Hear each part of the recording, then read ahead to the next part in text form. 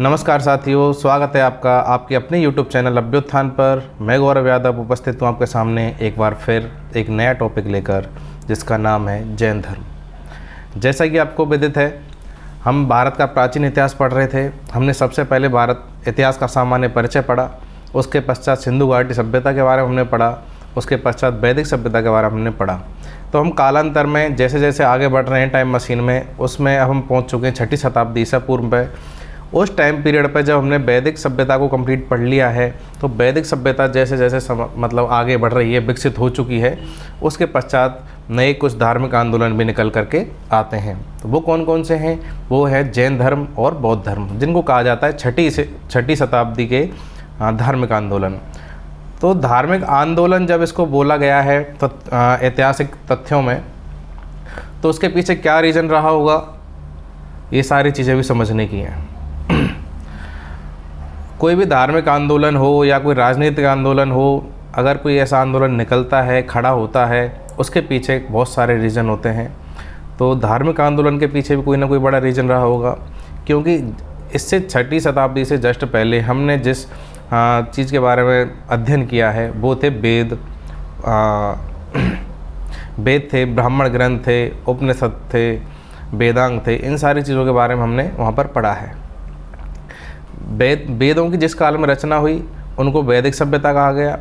उसके पश्चात उत्तर वैदिक काल में 3 वेदों की रचना हुई। सबसे पहले ऋग्वेद था, उसके पश्चात यजुर्वेद, सामवेद और अथर्ववेद की रचना हुई। इनको समझने के लिए वेदांगों की रचना हुई, इनका सरलीकरण किया गया, इनकी व्याख्या की गई और इनके व्याकरण के बारे में कई सारी चीज़ें लिखी गई। सबसे पश्चात और सबसे अंतिम चरण वेदों में आता है, वो आता है उपनिषद। उपनिषदों में क्या था? उपनिषदों में एक गुरु या कोई ऋषि अपने शिष्यों को शिक्षा दे रहा है, ईश्वरीय ज्ञान दे रहा है, जो भी वेदों में संकलित है उस चीज़ को उनको पढ़ा रहा है। उसके पश्चात जब किसी शिष्य ने उसको सुना, उन चीज़ों को उनको सीखा, तो उसको कहीं ना कहीं कोई डाउट आया, कोई शंका हुई, उस चीज़ को शंका को दूर करने के लिए उसने अपने गुरु से संवाद किया। यानी उपनिषदों का सब वेदांत कहा जाता है। वेदांत मतलब यानी वेदों का अंत, यानी जिनको सबसे लास्ट में आम जनजीवन तक पहुंचाया जा चुका है। लोग इसको समझ चुके हैं, इनमें क्या क्या चीज़ें लिखी हुई हैं, इनमें क्या त्रुटियां हैं, क्या चीज़ें अच्छी हैं, यानी अच्छाई बुराई भलाई सारी चीज़ें सामने आ चुकी हैं। उसके पश्चात ही कोई संवाद करने का रास्ता इसमें निकल करके आता है, क्योंकि कोई इंसान सामने गुरु ने अगर कोई चीज़ पढ़ाई है, उसको उसने समझ लिया है, परंतु उसमें से कोई ना कोई उसकी शंका जाहिर हो रही है, तो उससे संवाद कर रहा है। अब ये संवाद जब हो रहा है तो हो सकता है गुरु के पास में जवाब हो या ना हो। काफ़ी चीज़ें ऐसी होती हैं, हर किसी के पास में सारी चीज़ों का जवाब नहीं होता, ठीक है। तो गुरु के पास में कोई ना कोई ऐसी चीज़ें रही होंगी जिनका जवाब उपनिषदों में भी वो नहीं दे पाए। तो एक कोई विशेष वर्ग हो सकता है, कोई आयु वर्ग हो सकता है, कोई जाति वर्ग हो सकता है, कोई वंश हो सकता है, जिनको इस तरीके की परेशानियाँ या कठिनाइयाँ आ रही हों, ठीक है। जिस धर्म में वो लोग रह रहे हैं, जिस जाति धर्म को फॉलो कर रहे हैं, उनको वहाँ पर किसी चीज़ में या तो कठिनाई नज़र आ रही है या फिर कुछ और चीज़ें उनको दिख रही हैं कि ऐसा भी हो सकता था, ठीक है।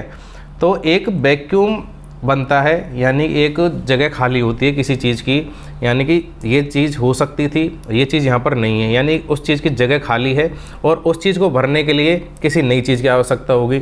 तो इस प्रकार से समझें इस चीज़ को। वेदों में 4 वर्णों के बारे में बताया गया। 4 वर्ण कौन कौन से थे? ब्राह्मण, क्षत्रिय, वैश्य और शूद्र। शूद्र को दास बताया गया, यानी कि जो ब्राह्मण, क्षत्रिय और वैश्य हैं, इन तीनों की सेवा करना, सफाई का काम करना। बाकी जो निम्न जितने भी कार्य हो सकते थे, उन सबको किसके जिम्मे दे दिया गया? शूद्रों के जिम्मे दे दिया गया, ठीक है। क्षत्रियों का काम क्या था? राज्य की रक्षा करना। और वैश्यों का काम क्या था? व्यापार करना, धनार्जन करना और कृषि करना, पशुपालन करना, ये सारी चीज़ें वैश्यों की थी। अब इसमें जो ब्राह्मण है, ब्राह्मण को सबसे उच्च बता दिया गया है, क्योंकि ब्राह्मण ही वेदों की रचना कर रहा है, सारे धार्मिक कर्मकांड हैं उन सबको ब्राह्मण कर रहा है, यानी कि उसने जो मुख से अपने बोल दिया, उसकी जो संज्ञा है वो एक विराट पुरुष के मुख से की गई है, यानी उसकी जो तुलना है ईश्वर के मुख से की गई है। यानी ईश्वर जो बोल रहा है उसके साक्षात ही ब्राह्मण कुछ बोल रहा है, ठीक है। यानी ब्राह्मण श्रेष्ठ हो गया और शूद्र कौन हो गया? सबसे नीचा, निम्न हो गया। अब इन दोनों ने जन्म एक साथ लिया है, ठीक है। वो जिस प्रकार से ब्राह्मण इस धरती पर आया उसी प्रकार से शूद्र आया, उसी प्रकार से क्षत्रिय आया, सभी लोग इस एक प्रकार से आ रहे हैं धरती पर, परंतु उनके जन्म लेने के साथ ही उनको डिवाइड कर दिया जा रहा है। किस आधार पर? ना उनके कर्म के आधार पर नहीं, उनके जन्म के आधार पर उन्हें विभाजित कर दिया जा रहा है। ये सबसे बड़ी और सबसे गलत चीज़ निकल कर कहाँ से आई? वैदिक धर्मों से, वैदिक धर्म से निकल कर ये सबसे बुरी चीज़ आई। जो वेदों में कर्मकांड है, पुरोहितवाद है, इन सब चीज़ों की आलोचना होने लगी। कौन आलोचना कर रहा है? यानी ब्राह्मण के अलावा बाकी के जो तीनों हैं वर्ण, वो आलोचना कर रहे हैं। तो जब आलोचना हो रही है, यानी कि उनको सारी चीज़ें नज़र आ रही हैं, अच्छा क्या है बुरा क्या है, तो उनके नए नए उनके मन में विचार आ रहे हैं, दार्शनिक चीज़ों को देख रहे हैं, काफ़ी दार्शनिक आ रहे हैं जा रहे हैं, उन सबको पढ़ समझ रहे हैं, ठीक है। तो नए नए विचारों का उदय भी हो रहा है। उसके पश्चात छठी शताब्दी तक आते आते महाजनपदों का विकास भी हो चुका है, यानी कि राज्य बहुत अधिक संपन्नता की अवस्था में पहुंच चुके हैं। यहाँ राजनीतिक, सामाजिक, आर्थिक यानी सभी प्रकार की संपन्नता समाज में आ गई है। छोटे जो कबीले हुआ करते थे वो बड़े कबीलों में विभक्त हुए, बड़े कबीले बने, उसके पश्चात वो बने, जनपद बने और फिर महाजनपद बने, यानी कि राजनीतिक स्थिति बहुत ज़्यादा अच्छी है। लेकिन जो धार्मिक पक्ष है, राजनीतिक स्थिति अच्छी हो चुकी है, लेकिन धार्मिक जो पक्ष है वो सिर्फ काफ़ी टाइम से ब्राह्मणों के ऊपर ही चला आ रहा है। इस चीज़ से किसको प्रॉब्लम हो रही है? बाकी के तीनों वर्णों को प्रॉब्लम हो रही है। ब्राह्मण को सारी चीज़ें पता है, उसको ईश्वरीय ज्ञान प्राप्त है, उसने वेदों को पढ़ा है, उसको पता है कि मोक्ष का रास्ता क्या है, धर्म अर्थ काम मोक्ष की जो व्याख्या है वो उससे अच्छी तरीके से पता है, परंतु उस चीज़ को ढंग से डिलीवर नहीं कर पा रहा है, या फिर कोई ना कोई वेदों में कोई ऐसी चीज़ें छूट गई जो कि एक सरल मार्ग नहीं बताती हैं मोक्ष की ओर जाने का। मोक्ष क्या है? पुनर्जन्म से जो मुक्ति का मार्ग है वो मोक्ष कहलाता है, ठीक है। हिंदू धर्म में यानी वैदिक धर्म में जो चीज़ें बताई गई, धर्म अर्थ काम मोक्ष, सबसे पहले धर्म, उसके पश्चात अर्थ यानी कि आर्थिक क्रियाएं, उसके पश्चात काम यानी कि सुख समृद्धि और संतानोत्पत्ति, ठीक है, काम हो गई, उसके पश्चात मोक्ष। तो जो मोक्ष का रास्ता है वो क्लिष्ट था, यानी कि पूरी तरह से ये क्लियर नहीं था कि किस प्रकार से मोक्ष को हम प्राप्त कर सकते हैं। तो एक बड़ा जो धड़ा था समाज का, जो मुख्य धारा से यानी कि मुख्य जो चीज़ें वेदों में हैं उनका जो सार है उससे दूर था। तो इनमें सबसे ज़्यादा असंतोष किस में था? वैश्यों में था। उसके पश्चात किस में था? क्षत्रियों में था, और शूद्रों में तो था ही था। तो इन वैदिक धर्म में सुधारों के लिए कुछ लोग, कुछ दार्शनिक जिन्होंने इनका अध्ययन कर रखा था, परंतु वो एक नई विचारधारा, इनसे अलग विचारधारा लेकर के चल रहे थे। काफ़ी ऐसा नहीं कि छठी शताब्दी में ही जा कर के जैन धर्म का उदय हुआ है, उससे पहले भी इनके जो 24 तीर्थंकर हैं उनका जो टाइम पीरियड है वो वैदिक काल से समकालीन ही माना जाता है, क्योंकि छठी शताब्दी में तो जो महावीर स्वामी थे उन्होंने जैन धर्म की स्थापना करी थी, ठीक है। तो हम आगे बढ़ते हैं इसमें। तो वैदिक धर्म में सुधारों के लिए इन दार्शनिकों ने एक नई विचारधारा को जन्म दिया। तो पार्श्वनाथ थे कौन? 23वें तीर्थंकर थे। उन्होंने स्थापना करी जैन धर्म की। अब आप कहेंगे जैन धर्म, जैन ही नाम क्यों आया इस धर्म का? जैन का मतलब होता है जिन या विजेता, ठीक है। जैन का मतलब जिन या विजेता। विजेता किस चीज़ के ऊपर? यानी कि उसने अपने शरीर को, मन को, वाणी को, यानी कि अपनी जो इंद्रियां हैं, 5 इंद्रियों को जिसने बस में कर लिया, वो इंद्रियों को बस में करने वाला, ठीक है। जिसने इंद्रियों को अपने बस में कर लिया है वो जैन है, जिनेंद्र है, उसने अपनी इंद्रियों को जीत लिया है। परंतु जो वास्तविक संस्थापक हैं, वास्तविक संस्थापक कौन थे? महावीर स्वामी। इनके अलावा एक 21वें तीर्थंकर हुए जिनका नाम था नेमिनाथ, जो कहाँ से बिलोंग करते हैं? वो वासुदेव संप्रदाय से बिलोंग करते हैं, जिसके प्रवर्तक कौन हैं? श्री कृष्ण वासुदेव। यानी श्री कृष्ण के एक निकट संबंधी जिनका नाम था नेमिनाथ, उन्होंने एक नई विचारधारा अपनाई, ठीक है। उसके जो अनुयायी हुए उसके पश्चात पार्श्वनाथ आए, उनके पश्चात महावीर स्वामी आए और एक अलग जो विचारधारा थी वो निकल पड़ी।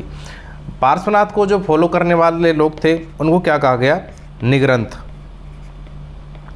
यानी ये लोग किसी ग्रंथ को फॉलो नहीं कर रहे हैं, कोई इनके पास पवित्र पुस्तक नहीं है जिसको फॉलो कर रहे हैं, यानी कि कोई चीज़ें लिपिबद्ध नहीं है, कोई इन्होंने नियम लिख नहीं रखे हैं, परंतु एक विचारधारा को फॉलो किया जा रहा है। ठीक है, इनके जो अनुयायी हैं वो निग्रंथ इसलिए कहलाए क्योंकि वो जो गुरु द्वारा उपदेश दिए जा रहे हैं, जो मार्ग उन्हें सुझाए जा रहे हैं और रास्तों पर वो चल रहे हैं और किसी भी बुक को फॉलो वो नहीं कर रहे हैं। ठीक है, अब पार्श्वनाथ के बारे में आपको कुछ चीज़ें बताता हूँ। पार्श्वनाथ के बारे में जो उल्लेख मिलता है वो कहाँ मिलता है? ब्राह्मण साहित्य मिलता है। ठीक है, क्योंकि ये इनका जो टाइम पीरियड माना जाता है वो 850 ईसा पूर्व का माना जाता है।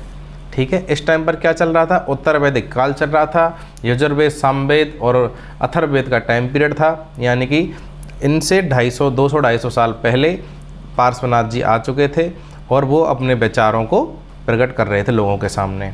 ठीक है, एक नई विचारधारा को जन्म दे चुके थे। ठीक है, ये कहाँ के रहने वाले थे? ये काशी के रहने वाले थे और ये कोई ऐसे नहीं है कोई निम्न कुल से बिलोंग करते हों या कोई सामान्य परिवार से आते हों। ये काशी के राजा थे अश्वसेन। काशी के राजा अश्वसेन के पुत्र थे। काशी के अश्वसेन के पुत्र थे, यानी कि बहुत धनाढ़ और राज परिवार से बिलोंग करते थे। फिर भी इनके मन में ये चीज़ क्यों आई? क्योंकि इन्होंने सत्य की खोज की। ठीक है, तो सत्य की खोज में निकल पड़े। हो सकता है इनको ज्ञान की प्राप्ति हुई हो और इन्होंने उस ज्ञान को लोगों तक पहुंचाया हो अपने माध्यम से कि क्या क्या चीज़ें आप करें जीवन में जिससे कि आप इस रास्ते पर चल करके मोक्ष की प्राप्ति कर लेंगे। सबका अपना अपना अलग मेथड होता है। इनके पश्चात महावीर स्वामी आए, इन्होंने कुछ रास्ते बताए, महावीर स्वामी ने कुछ रास्ते बताए और मोस्टली चीज़ें सिमिलर थी। जो नई चीज़ें थी वो महावीर स्वामी ने जोड़ दी और एक नए धर्म की स्थापना कर दी। कौन सा धर्म? जैन धर्म। ठीक है, जैसा कि मैंने वो आपको बताया, संस्कृत के जिन शब्द से बना है जिसका अर्थ होता है विजेता, जिसने मन, वाणी और शरीर को क्या जीत लिया हो या फिर अपना कंट्रोल कर लिया हो, बस में कर लिया हो। जैन धर्म के अधिष्ठाता को क्या कहा जाता है? तीर्थंकर कहा जाता है। जिस प्रकार से बौद्ध धर्म में क्या कहा जाता है? बौद्ध धर्म में भिक्षु कहा जाता है, बौद्ध भिक्षु।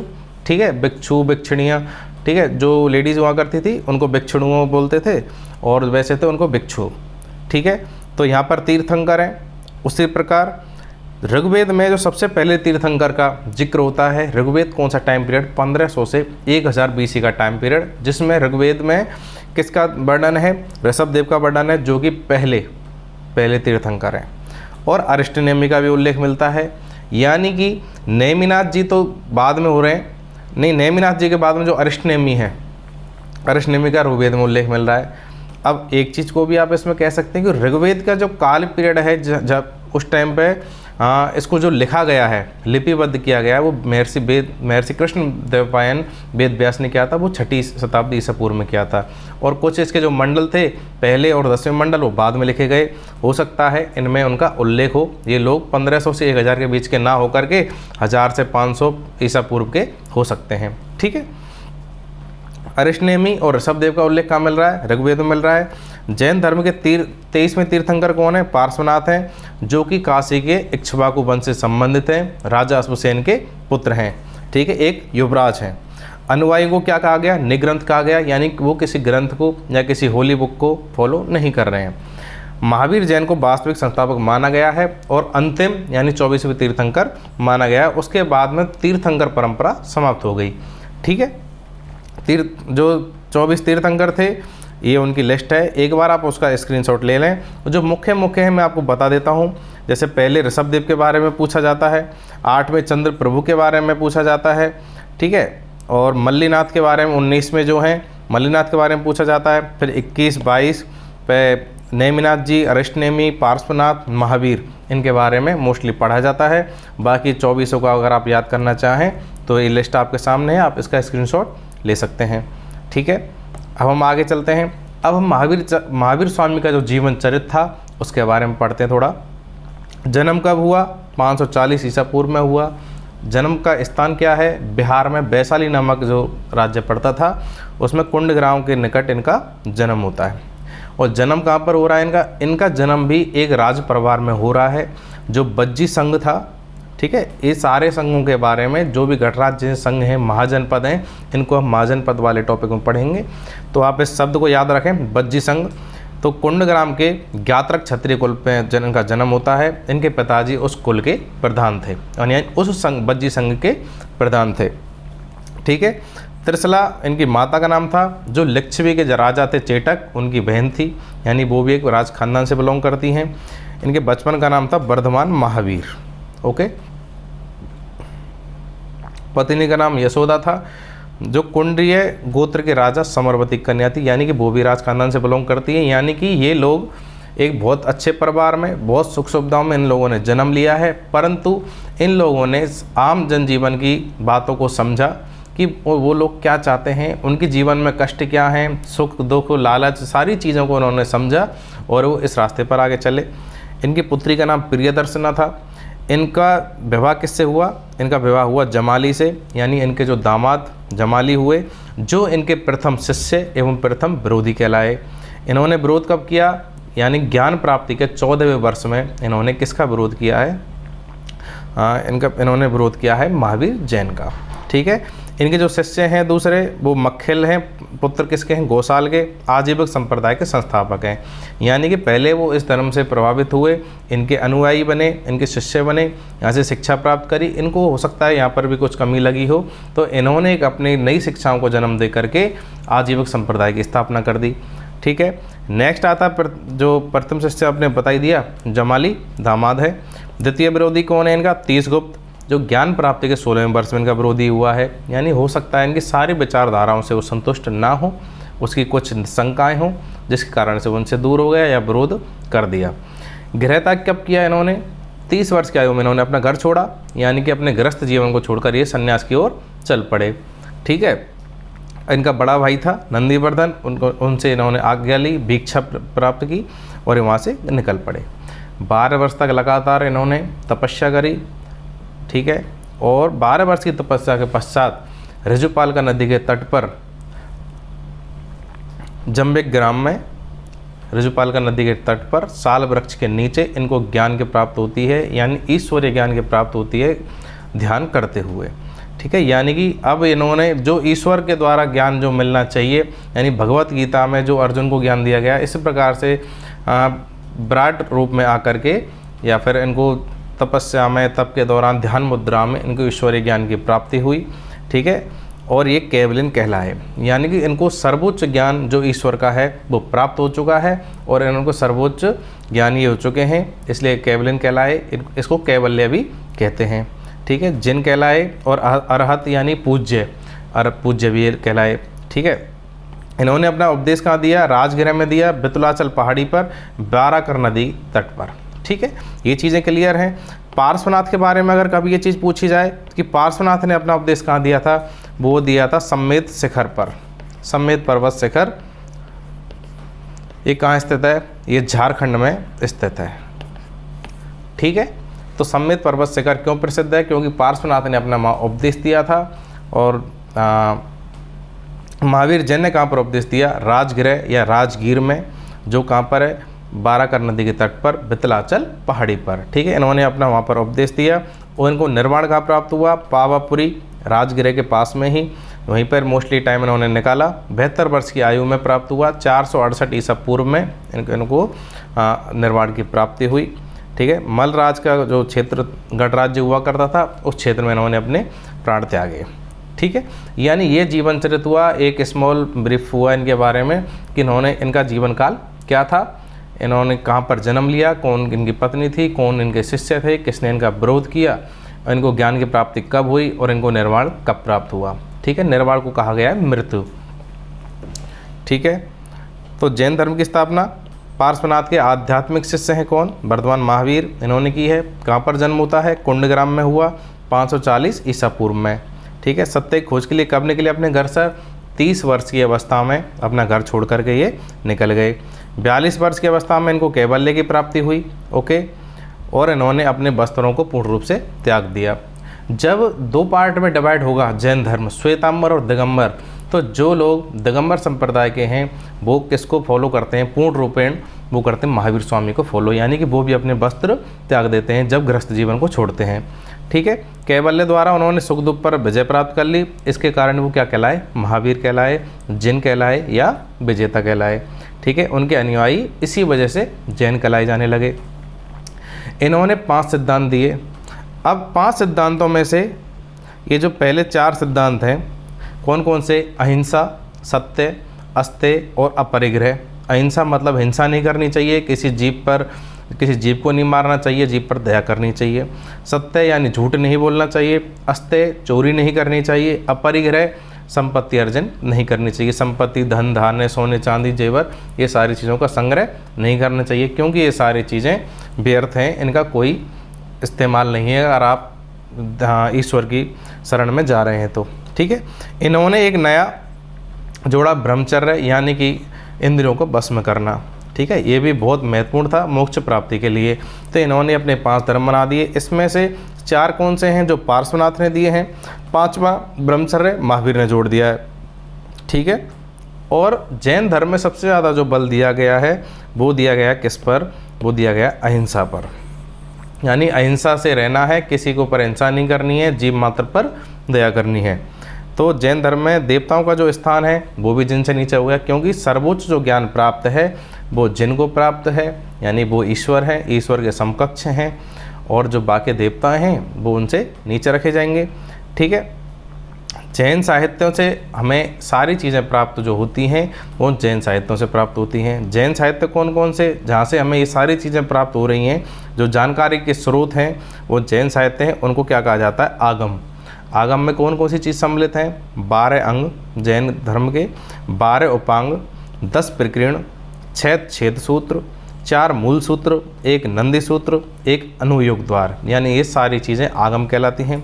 ठीक है, इनकी रचना कब हुई है, महावीर स्वामी के निर्वाण के पश्चात हुई है, उनके सामने इन ग्रंथों की रचना नहीं हुई। और किसने करी है, ये श्वेतांबर संप्रदाय के आचार्य द्वारा की गई है। ठीक है, भद्रबाहु इसका नाम हमने इतिहास के परिचय में पढ़ा, क्योंकि इनके जो कल्प सूत्र है संस्कृत भाषा में लिखा गया है, तीर्थंकरों का वर्णन है, ये ऐतिहासिक स्रोत के रूप से बहुत महत्वपूर्ण है।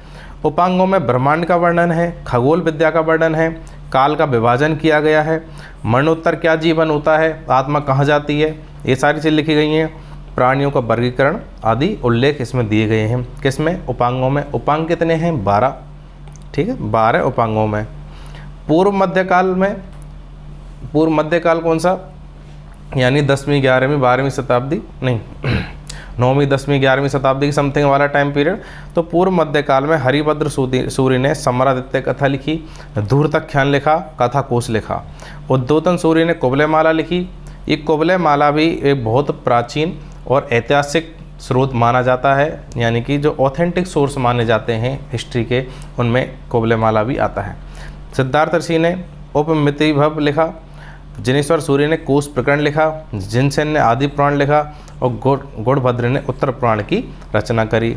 ठीक है, यानी ये जैन साहित्य है, यानी जो सोर्सेज हैं जैन धर्म के बारे में जानकारी प्राप्त करने के, वो जैन साहित्य ये इस प्रकार से है। ठीक है, अब जैन धर्म में संगीतियों का भी आयोजन किया गया। संगीत का मतलब क्या होता है, यानी एक तरह सम्मेलन जहाँ पर इस धर्म से जुड़े हुए आचार्य हैं, ऋषि हैं, गुरु हैं, वो सारे एक जगह इकट्ठे होते हैं। उन्होंने जो जो इस धर्म के बारे में अच्छी चीज़ें या बुरी चीज़ें निकाली हैं, खोजी हैं, कुछ लिखा है, उस सब का संकलन होता है। उनके ऊपर वाद विवाद, चर्चा परिचर्चा होती हैं। ठीक है, एक बहुत बड़ा सम्मेलन होता है। तो पहला जो प्रथम संगीति है, यानी फर्स्ट मीटिंग है, ये कहाँ पर हो रही है, ये हो रही पाटलिपुत्र बिहार में, जो आज का पटना है। कब हुई, स्थूल भद्र की अध्यक्षता में 300 से 298 ईसा पूर्व में हो रही है। यानी कि जैन धर्म की स्थापना के लगभग 250 साल बाद इसकी स्थापना ये आयोजन हो रहा है। इसमें क्या हुआ है, बिखरे और लुप्त ग्रंथों का संग्रह, यानी ग्रंथ ऐसा तो है नहीं किसी ने लिख लिख के फेंक दी हों, परंतु जो इसके प्रसार करने वाले लोग थे उन्होंने अपने अपने हिसाब से जो अपने विचार प्रकट किए, ग्रंथ लिखे। ठीक है, उन सबको संकलन किया गया, उनको इकट्ठा किया गया, और 12 अंगों का जो संकलन है वो भी इसमें किया गया, और जैन धर्म का विभाजन भी इसमें हो गया। जैन धर्म कौन से दो पार्टों में डिवाइड हुआ? श्वेतांबर और दिगंबर। ठीक है, श्वेतांबरों को तेरापंथी कहा जाता है और जो दिगंबर संप्रदाय है उसको कहा जाता है समय्यव संप्रदाय। ठीक है, तो श्वेतांबर जो लोग हैं उन्होंने किस चीज़ को स्वीकार किया है, यानी कि टाइम के साथ में अगर धर्म में कोई परिवर्तन होता है तो वो उसके पक्षधर हैं, और जो ज़्यादा कठोर नियम है उनके पक्षधर वो नहीं हैं। परंतु दिगंबर संप्रदाय वालों ने क्या कहा है कि टाइम पीरियड में कितना भी आगे चला जाए, जो महावीर स्वामी ने जो चीज़ें अपनाई, अगर उन्हीं कठोर कल्पों को अपनाया जाता है तो वो श्वेतांबर कहलाएंगे, दिगंबर कहलाएंगे। ठीक है, यानी कि जिस प्रकार से जब उन्होंने अपना घर छोड़ा, उन्होंने अपने वस्त्र त्याग दिए थे, तो दिगंबर लोगों ने भी इस चीज़ पर बल दिया कि मोक्ष प्राप्ति के लिए वस्त्र त्यागना आवश्यक है, क्योंकि जिस टाइम पे किसी भी बच्चे का जन्म होता है उसके शरीर पर वस्त्र नहीं होते, यानी सांसारिक जीवन से जुड़ाव। I found 10 to the one who knows in his purest form single. यानी जब एक बच्चा जन्म ले रहा है उसके शरीर पर वस्त्र नहीं होते, और जब वो इस धरती से जाएगा तब भी उसके शरीर पर वस्त्र नहीं होंगे। अगर उसके ऊपर वस्त्र उसने पहन रखे हैं तो संसार के जो भौतिक सुख हैं उसमें से कुछ ना कुछ उसने ग्रहण कर रखा है, तो इस प्रकार से वो जो सांसारिक मुक्ति है यानी मोक्ष है उस राह पर वो नहीं जा पाएगा या फिर उसे प्राप्त नहीं कर पाएगा। ये किसने कहा? ये जो दिगंबर संप्रदाय के फॉलोअर्स थे उन्होंने कहा। जबकि श्वेतांबर वाले लोग क्या कह रहे हैं कि मन सच्चा है तो सब हो जाएगा, कोई दिक्कत नहीं है, कपड़ों से भी कोई समस्या नहीं है, सच्चे मन से भक्ति करें, तपस्या करें और जो बाकी आचरण हैं उन पर ध्यान दें तो मोक्ष मिल जाएगा। ये कौन कह रहे हैं? श्वेतांबर वाले। अब श्वेतांबर क्या कह रहे हैं? कैवल्य प्राप्ति के लिए भोजन की आवश्यकता है, यानी कि जब तक शरीर चल रहा है, आपको जब तक ज्ञान प्राप्ति नहीं हुआ, यानी कुछ ना कुछ शरीर में जाएगा तभी तो आप ज्ञान प्राप्ति तक जीवित रहोगे। ये लोग बहुत लॉजिकल बात कर रहे हैं। अब दिगंबर जो लोग हैं वो क्या कह रहे हैं कि जब आपने इस जीवन की ओर चल पड़े हो, आपने जब सन्यासी ले लिया है, आपने वस्त्र त्याग दिए हैं, यानी आप प्रभु की ओर जा रहे हो, तो आपको किसी चीज़ की आवश्यकता नहीं है। कपड़े तो आपने त्याग दिए, अब आप भोजन को भी त्याग दो। ठीक है, तो इन्होंने भोजन त्यागने को भी बोल दिया है। ये बोल रहे हैं कि स्त्रियां निर्वाण की उत्तराधिकारी हैं, यानी स्त्रियों को निर्वाण प्राप्त होगा मोक्ष की राह में। ये कह रहे हैं नहीं साहब, स्त्रियों को निर्वाण संभव नहीं है, अपने घर में रहो, चोला चूका करो और उनको इस चीज़ से कोई मतलब नहीं है। ठीक है जी। श्वेतांबर क्या कह रहे हैं? ये कह रहे हैं भाई जो कोई परिवर्तन होगा टाइम पीरियड के हिसाब से हम उसको एक्सेप्ट करेंगे। अगर कोई कठोर आचरण पर नहीं चल पा रहे हैं तो हो सकता है हम उनमें थोड़ा बहुत परिवर्तन करें, यानी कि उदार प्रवृत्ति वाले लोग हैं। नरम दल और गरम दल वाली संज्ञा है। जिस प्रकार से कांग्रेस में दो दल हुआ करते थे, गरम दल और नरम दल, उसी प्रकार से यहाँ पर भी है। ठीक है, यानी श्वेतांबर वाले नरम दल वाले हैं, दिगंबर वाले बिल्कुल कट्टरपंथी हैं। कट्टरपंथी जैनियों का संप्रदाय है दिगंबर। इनके जो अनुयायी हैं नियमों का किससे कठोरता से पालन करते हैं। ठीक है, यानी कोई किंतु परंतु नहीं, जो महावीर जैन के नियम हैं स्वयं एज इट इज़ इनका पालन करना है अगर मोक्ष चाहिए तो। ठीक है। सेकंड, दूसरी संगीति इनकी कब हो रही है? दूसरी संगीति हो रही है 512 ईस्वी में, यानी कि अप्रोक्स 800 साल बाद। इतना टाइम पीरियड हो गया। इसका कारण जो मान सकते हैं, यानी कि उस टाइम पे जैन धर्म का इतना ज़्यादा प्रचार प्रसार नहीं हो पाया, उतना ज़्यादा फैल नहीं पाया, जितनी प्रासंगिकता इसकी होनी चाहिए थी वो नहीं हो पाई। इस कारण से इनको ज़्यादा टाइम बीच में लगा और इतने आयोजन नहीं कर पाए। वल्लभी नामक स्थान पर हुआ और देवार्दी क्षमा श्रवण नामक जो अध्यक्षता में हुआ।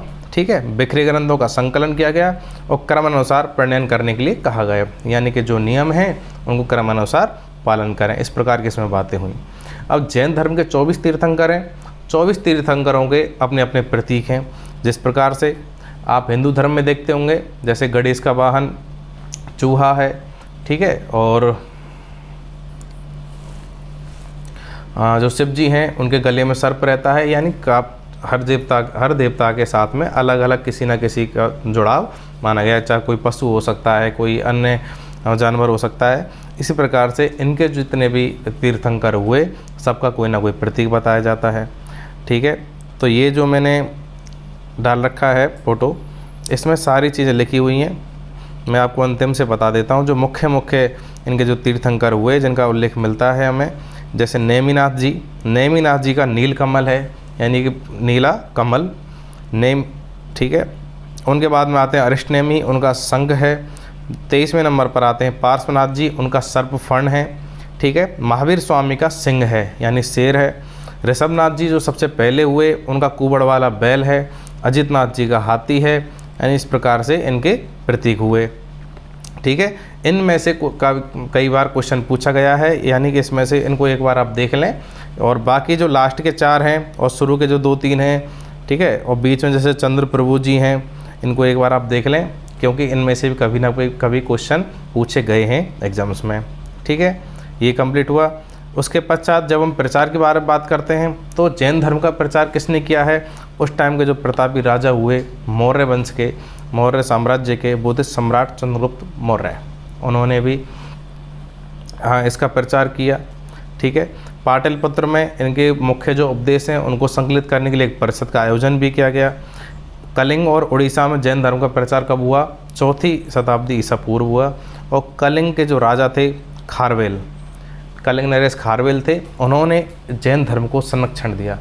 परंतु इनके अलावा ज़्यादा राजा या बड़े शासक ऐसे नहीं थे जिन्होंने जैन धर्म को संरक्षण दिया हो, जिस प्रकार से बौद्ध धर्म को संरक्षण मिला।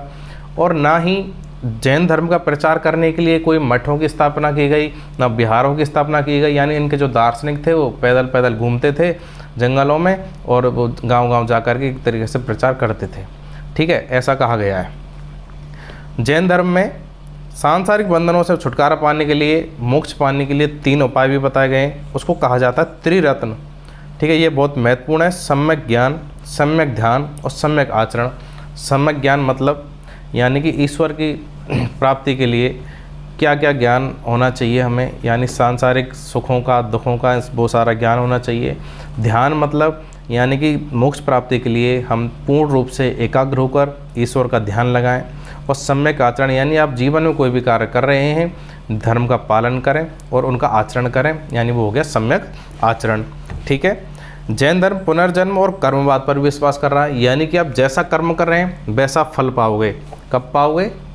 जब आपका दोबारा जन्म होगा। यानी जो जन्म आप अभी पाए हो, इसमें जो भी आपको कुछ भी कर्म फल मिल रहा है वो पुराने जन्म में जो भी कुछ आपने उससे जो भी कुछ किया है उससे रिलेटेड है, ठीक है। यानी कि कर्म फल हैं वो ही जन्म मृत्यु का कारण है। पुनर्जन्म में उसको स्वीकार किया गया है, क्योंकि मोक्ष शब्द जब आएगा जब पुनर्जन्म की अवधारणा को आप विश्वास कर रहे हैं।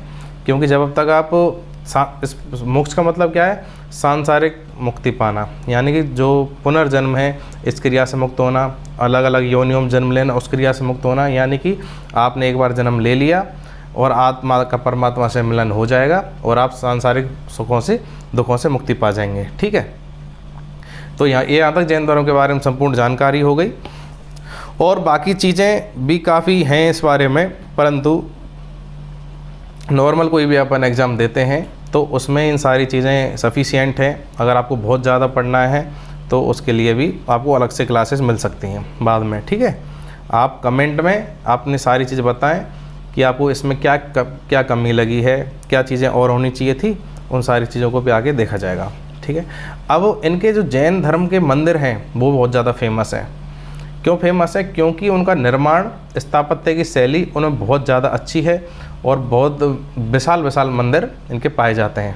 और आज के टाइम पे भी अगर मंदिर निर्माण कहीं पर अच्छे हो रहे हैं तो वो सिर्फ जैन धर्म के हो रहे हैं। यानी जैन धर्म का मंदिर स्थापत्य में बहुत पुराना योगदान है। अब इनकी एक कुषाण वंश में एक शैली इनकी उन्नत हुई, वो थी मथुरा शैली, जिसको कौन सा केंद्र था? मथुरा केंद्र था उसका। गुप्त काल में मथुरा शैली उन्नत अवस्था में पहुंच चुकी थी। प्रमुख जो इनके मंदिर हैं वो ऋषभनाथ मंदिर है, जल मंदिर है, दिलवाड़ा का जैन मंदिर है, पारसनाथ मंदिर है और मेघुती जैन मंदिर है, ठीक है। अब ये जो आपको दिखाई दे रहा है ये जल मंदिर है, ये कहाँ पर पड़ता है?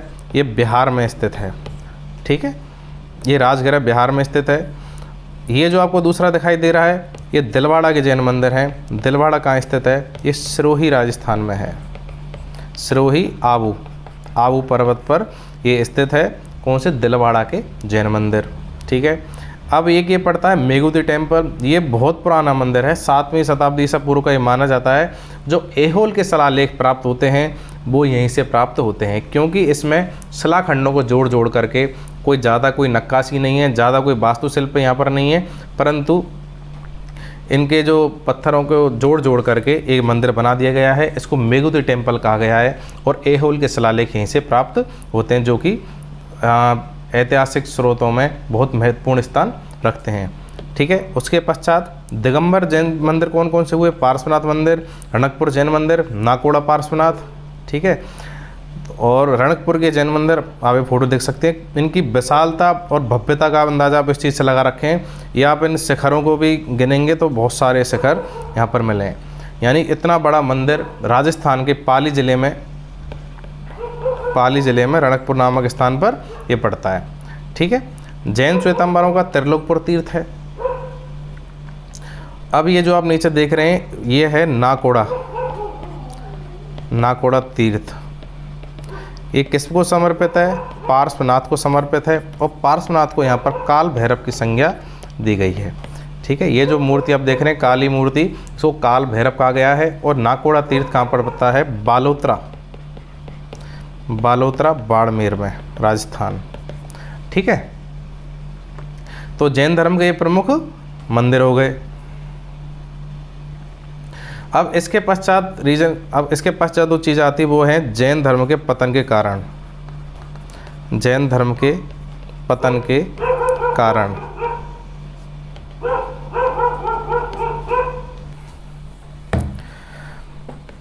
सबसे लास्ट में हम जो पढ़ते हैं जैन धर्म के पतन के कारण, यानी जैन धर्म का ज़्यादा इतना प्रचार प्रसार हुआ, परंतु ये जैन धर्म इतना ज़्यादा प्रासंगिक क्यों नहीं हो पाया आम जनजीवन में, इतने ज़्यादा लोगों तक क्यों नहीं पहुंच पाया? क्योंकि इसके समकालीन जो दूसरा धर्म है बौद्ध धर्म, उसको अनेक राजाओं ने संरक्षण भी दिया है, उसका प्रचार प्रसार भी हुआ है और वो ज़्यादातर लोगों तक पहुंचा भी है। यानी कई देशों तक भी उसका प्रचार हुआ है, चीन तक भी पहुंचा है, तिब्बत तक, भारत में, नेपाल में, काफ़ी देशों तक वो पहुंचा। परंतु जैन धर्म में ना हो पाने का सबसे बड़ा रीज़न क्या है? इसके कठोर नियम। इसके जो कठोर नियम थे, कठोर नियमों की पालन करना हर किसी के बस में नहीं है। ठीक है, हर कोई अहिंसा का पालन नहीं कर सकता। अगर कोई राजा इस धर्म को स्वीकार कर लेता है और इसके पद चिन्हों पर चलने लगता है, अगर वो अहिंसा का पालन करे, चलो ठीक है, वो अहिंसा का पालन कर लेगा, वो किसी प्राणी की हत्या नहीं करे, किसी पर आक्रमण नहीं करे, परंतु इस चीज़ की कोई श्योरिटी नहीं है ना, कोई उसके ऊपर आक्रमण नहीं करेगा। भाई कोई ये थोड़ी सोच सकता है कि भाई ये तो भाई बेचारा अहिंसा का पालन कर रहा है, महात्मा गांधी है, इसके ऊपर तो हमें अटैक करना ही नहीं है। वो दूसरे राज्य को जब पता लगेगा कि भाई इसने हिंसा छोड़ दी है, वो कल ही आ जाएंगे अपने डेरा ले करके और अटैक कर देंगे और जीत ले जाएंगे आपके राज्य को। आप क्या करोगे? ठीक है, आप तो वैसे ही सन्यासी हो ही जाओगे, फिर आपको जाना ही पड़ेगा उस रास्ते पे। ठीक है, तो अहिंसा भी एक बड़ा रीज़न हुआ है इसमें। दूसरे इसके कठोर नियम, जो इसके कठोर नियम हैं। उसके पश्चात आता है राजाओं का संरक्षण प्राप्त नहीं हुआ। राजाओं का संरक्षण इसको नहीं मिल पाया। ठीक है, जिस प्रकार से राजाओं का संरक्षण अगर मिलता है तो उस राज्य में प्रसार प्रसार होता, अगर राजा उसको फॉलो कर रहा है तो जनता भी फॉलो करती, तो वो भी ज़्यादा नहीं हो पाया। ठीक है, जो किसान वर्ग था वो जैन धर्म की ओर आकर्षित तो हुआ, परंतु वो भी धीरे धीरे उन्होंने इससे मुंह मोड़ लिया। किसान वर्ग ने क्यों मोड़ा? अहिंसा। अब आप बोलोगे साहब किसान कौन सी अहिंसा कर रहा है अपनी खेती में? किस प्रकार अहिंसा कर रहा है? अगर वो किसी कीटनाशक का इस्तेमाल भी कर रहा है अपनी खेती में फसल को बचाने के लिए, तो वो भी अहिंसा में आती थी और किसानों को एक हिंसक माना गया फिर। ठीक है, जब किसान जो अपने फसल की रक्षा नहीं कर सकता, जो उसके जीविकोपार्जन का साधन है, उससे जब अपनी फसल को नहीं बचा पा रहा है कीटों से, तो फिर वो ऐसे धर्म का क्या करे? तो वही उसने भी धर्म की पोटली बनाई और साइड में खेत की मेड़ पर रख दी। ठीक है, यानी उसने भी धर्म को फॉलो नहीं किया। अब जैन धर्म के जो ग्रंथ हैं उनको प्राकृत,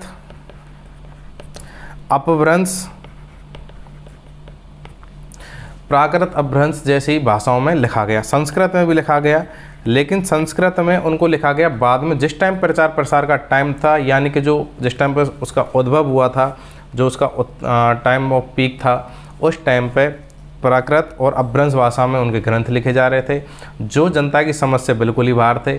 जब जनता इनको समझ ही नहीं पाएगी इन ग्रंथों में लिखा क्या है, उनको समझ पढ़ना लिखना इतना क्लिष्ट हो जाएगा कि इनके लिए आचार्य ढूंढ के लाने पड़ेंगे, तो फिर जनता के बीच में चीज़ें पहुंच ही नहीं पाएंगी। यानी कि जब वेद नहीं पहुंच पा रहे थे, उनको सरलीकरण करने के लिए वेदांग लेकर के आए गए। ठीक है, वेदांगों के माध्यम से उनको सरलीकरण किया गया, आम जनजीवन तक पहुंचाया गया। परंतु यहाँ पर प्राकृत और अपभ्रंश से संस्कृत तक पहुँचने में इनको 200-300 साल लग गए। ठीक है, तो ये जो टाइम जो पीक था जैन धर्म का, उस टाइम पे प्राकृत और अपभ्रंश का यूज कर रहे हैं, संस्कृत को वो यूज नहीं कर रहे हैं। परंतु उस टाइम पे आम जनजीवन की जो भाषा थी वो संस्कृत थी, वैदिक धर्म के लोग थे।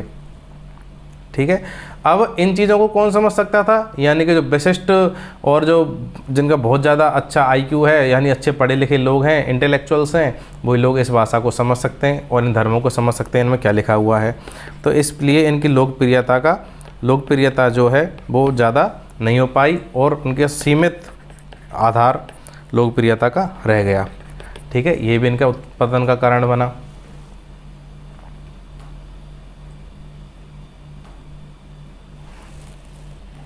तो ये सारे रीज़न हुए जिनके कारण से जैन धर्म जो अपनी अच्छाइयों के बावजूद भी ज़्यादा आगे नहीं बढ़ पाया, उसके रीज़न यही थे।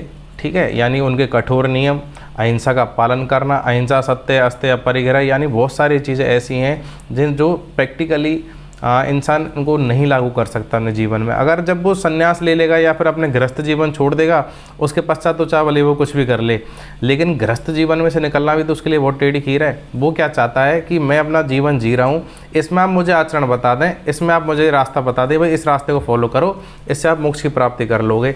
लेकिन उसमें इतनी ज़्यादा कठिनाई मत लेकर के आओ जिससे कि मुझे अपना गृहस्थ बिल्कुल त्याग करके, इन सारी सांसारिक चीज़ों को त्याग करके जब जाना पड़े।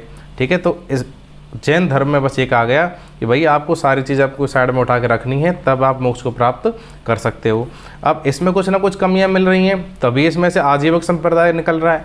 ठीक है, बौद्ध धर्म भी इसके साथ बन रहा है, और हो सकता है जैन धर्म में जो 2 पार्ट हुए हैं वो भी इसी वजह से हुए कि भाई इनमें थोड़ी बहुत तो कठोरता में कमी करो, थोड़ा बहुत तो नरमाई लेकर के आओ। अब वो कह रहे भाई हम नहीं लेके आएंगे, उनके ठीक है भाई तुम अलग हो जाओ, हम अपना अलग कर रहे हैं, वो न्यारे हो गए। ठीक है, नहीं, इस प्रकार से जैन धर्म का सिस्टम चला। उसके पश्चात हम जो अगला पढ़ेंगे वो है बौद्ध धर्म। जैन धर्म की अपनी क्लास यहीं समाप्त होती है। इससे आगे इस सेशन में अगर आपको कोई भी चीज़ें जो समझ में नहीं आई हों या फिर कुछ चीज़ें हो सकता है मुझसे छूट गई हों, तो आप कमेंट के माध्यम से आप अपने विचार रख सकते हैं। इस सेशन को लाइक करें, शेयर करें, और हमारा चैनल को अगर आपको अच्छा लग रहा हो तो आप सब्सक्राइब भी करें। भाई कोई ज़ोर ज़बरदस्ती नहीं है, आपको अगर अच्छा लग रहा हो तो हमारे चैनल को आप सब्सक्राइब कर सकते हैं, और आप अपने किसी भाई बंधु से भी सब्सक्राइब करने के लिए बोल सकते हैं। ठीक है, तो आज के लिए बहुत बहुत धन्यवाद। जय हिंद, जय भारत, राम राम सा।